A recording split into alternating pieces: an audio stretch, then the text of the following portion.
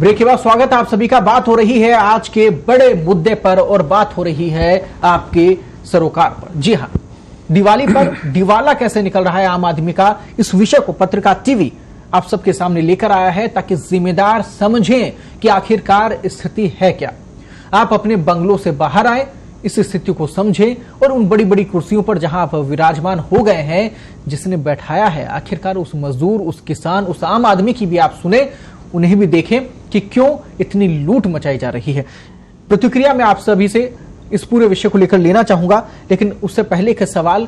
आज के जो खाद्य तेल हैं, आज के जो दालें हैं, जैसा कि सोमदेव जी ने पहले ही कमेंट में अपनी चर्चा की थी कि उसके बढ़ने का कारण यहां पर क्या है और क्या इसी प्रकार से ये महंगाई जो है वो बढ़ती जाएगी खाद्य तेलों को लेकर और खाने पीने की वस्तुओं को लेकर। सोमदेव जी, आपको क्या लगता है कि क्या कारण रहा और क्या सिचुएशन इस वक्त बनी जिसकी वजह से इतनी महंगाई यहां पर है?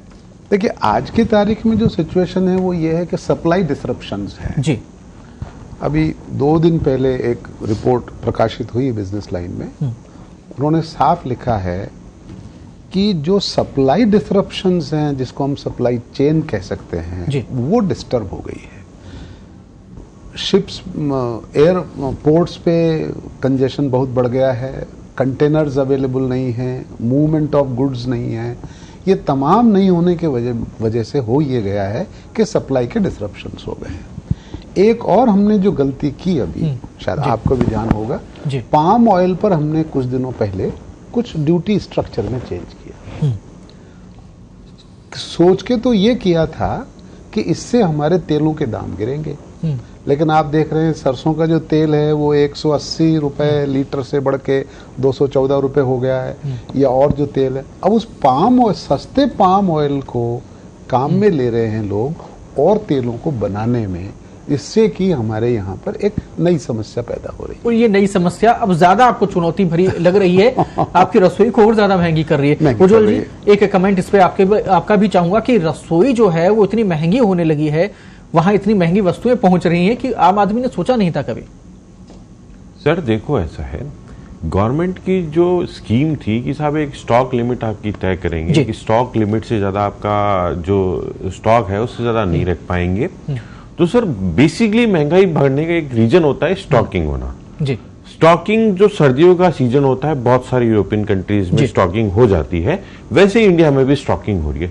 अगर गवर्नमेंट स्टॉकिंग पे कंट्रोल कर दे आज की डेट में भी, तो ये महंगाई पे कुछ कंट्रोल किया, तो ये स्थितियां सुधर सकती है। यानी कि वहां जो स्टॉक बढ़ रहा है वो यहाँ पे महंगाई को बढ़ा रहा है।